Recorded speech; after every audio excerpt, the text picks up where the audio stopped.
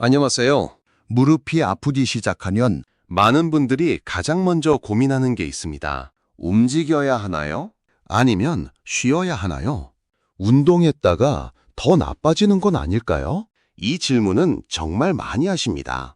실제로 무릎이 불편하면 괜히 걷는 것도 조심스럽고 앉았다 일어나는 것도 줄이게 되고 계단은 더 피하게 되고 운동은 아예 멈추는 분들도 많습니다. 그 마음은 아주 자연스럽습니다. 아픈데 더 쓰면 안 좋을 것 같으니까요. 그런데 여기서 중요한 점이 하나 있습니다. 무릎은 아프다고 무조건 쉬기만 하는 것이 항상 답은 아닐 수 있다는 점입니다. 물론 심하게 붓고 열감이 있고 다친 직후처럼 특별히 조심해야 하는 경우는 다릅니다.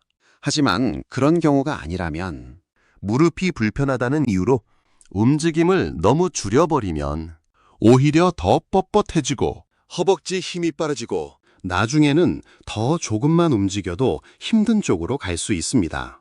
오늘 영상에서는 첫째, 왜 무릎이 아파도 완전히 쉬기만 하면 안 되는 경우가 있는지 쉽게 말씀드리고요. 둘째, 집에서 비교적 부담 적게 시작할 수 있는 운동 4가지를 알려드리겠습니다. 셋째, 운동할 때 조심해야 할 기준과 운동보다 먼저 확인해야 할 신호도 함께 정리해드리겠습니다. 건강 정보를 쉽게 생활에 바로 연결해서 받아보고 싶으시다면 구독하시고 함께 해주세요. 그럼 지금부터 무릎이 아플 때 운동을 어떻게 생각하면 좋은지 차근차근 말씀드리겠습니다. 무릎이 불편할 때 많은 분들이 하는 선택은 2가지입니다. 하나는 참고 무리하는 것이고 다른 하나는 너무 안 움직이는 것입니다. 그런데 사실 둘 다 조심해야 합니다. 참고 무리하면 통증이 더 심해질 수 있고 너무 안 움직이면 관절 주변이 더 굳고 허벅지 힘이 더 떨어질 수 있습니다. 쉽게 말씀드리면 무릎은 혼자 버티는 관절이 아닙니다. 주변 근육, 특히 허벅지 앞쪽 근육이 함께 도와줘야 부담이 덜합니다.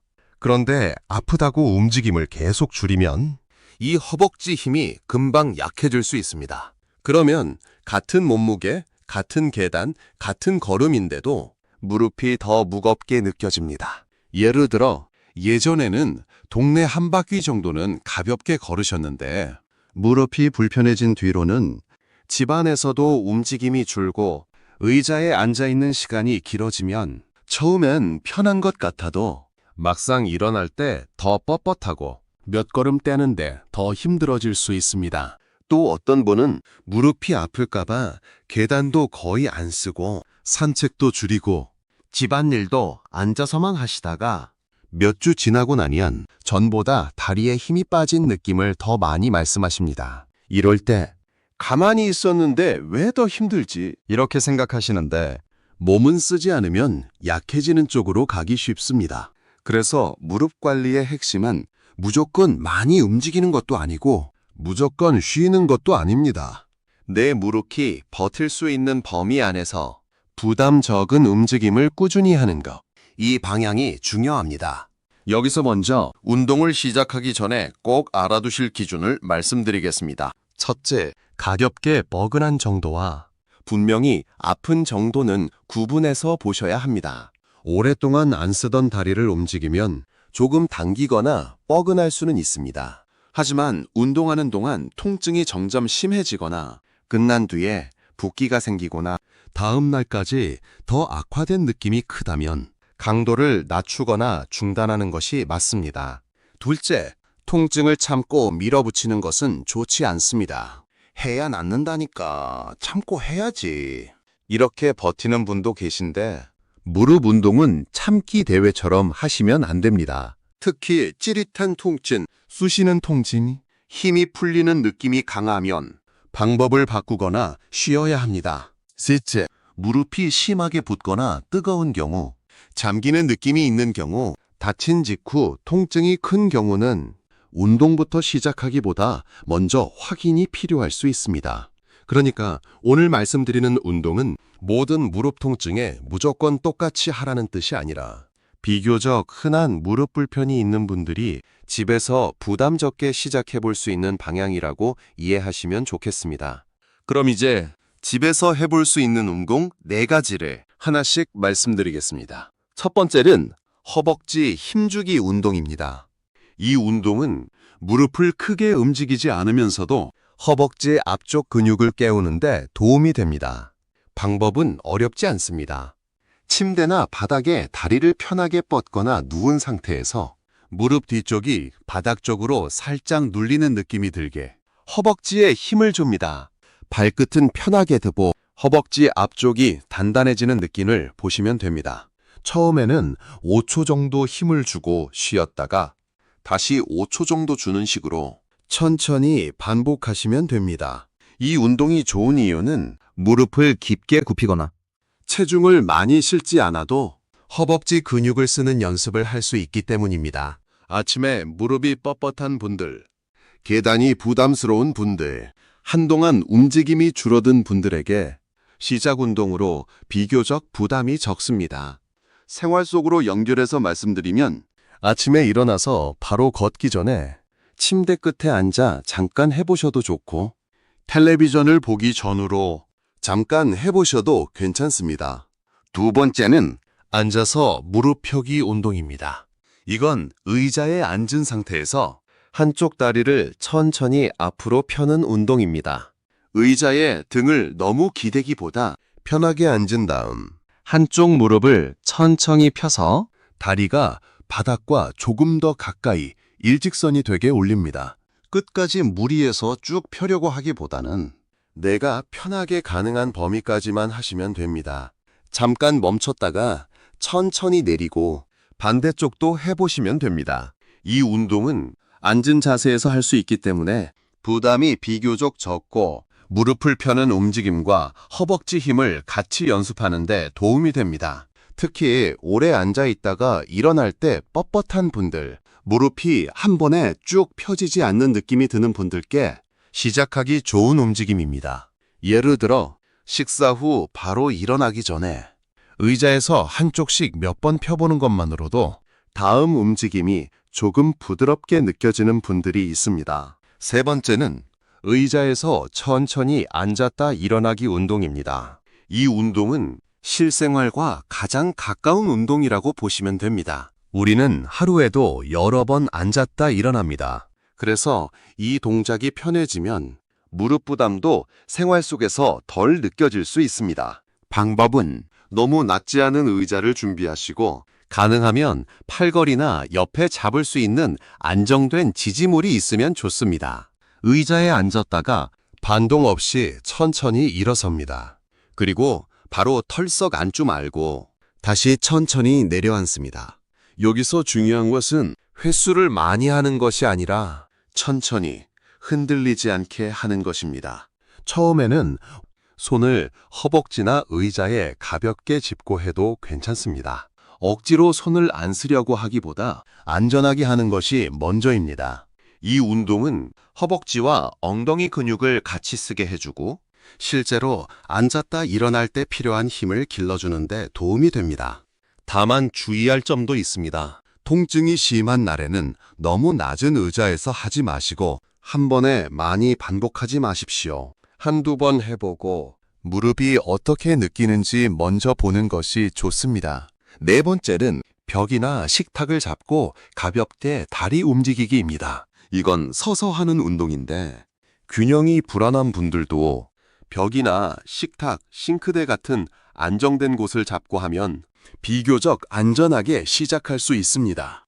방법은 두 손 또는 한 손으로 지지대를 잡고 선 다음 한쪽 다리를 살짝 옆으로 벌렸다가 내리거나 뒤로 조금 뻗었다가 돌아오는 식으로 작게 움직여보는 것입니다. 또는 제자리에서 아주 가볍게 발뒤꿈치를 들었다 내리는 것도 도움이 됩니다. 이 운동이 좋은 이유는 무릎만 따로 보는 것이 아니라 서 있는 균형감과 다리 주변 근육 전체를 함께 쓰게 해주기 때문입니다. 특히 집안에서 걸을 때 무릎이 불안한 느낌이 있거나 오래 안 움직이다 보니 다리에 힘이 빠진 것 같은 분들에게 조심스럽게 시작해 볼 만한 움직임입니다. 단 여기서도 다리를 높이 들어야 하는 것은 아닙니다.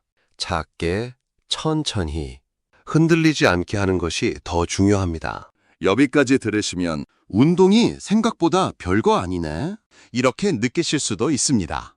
그런데 바로 그 점이 중요합니다. 무릎이 불편한 분들께는 처음부터 대단한 운동보다 지속할 수 있는 작은 움직임이 더 중요합니다. 처음부터 욕심내서 많이 걷기, 빠르게 걷기, 계단 오르내리기, 깊게 앉았다 일어나기부터 시작하면 오히려 통증이 먼저 올라올 수 있습니다. 많은 분들이 하는 흔한 실수도 여기 있습니다. 첫 번째 실수는 좋다고 하니까 무조건 많이 하는 것입니다. 운동은 많이 할수록 좋은 것이 아니라 내 몸 상태에 맞아야 좋습니다. 어제 안 하던 운동을 오늘 갑자기 많이 하면 무릎은 놀랄 수밖에 없습니다. 두 번째 실수는 반동을 쓰는 것입니다.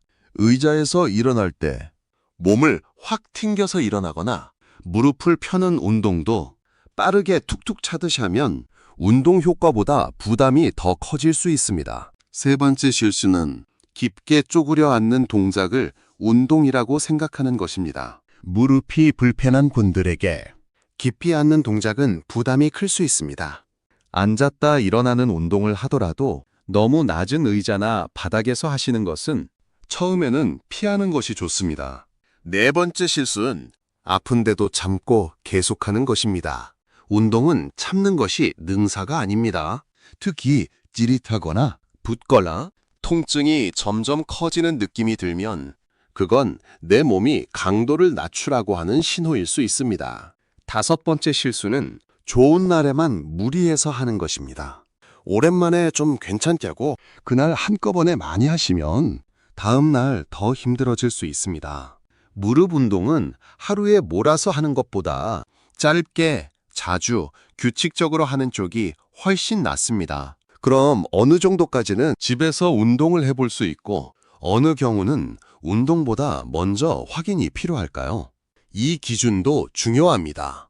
첫째, 무릎이 눈에 띄게 붓는 경우입니다.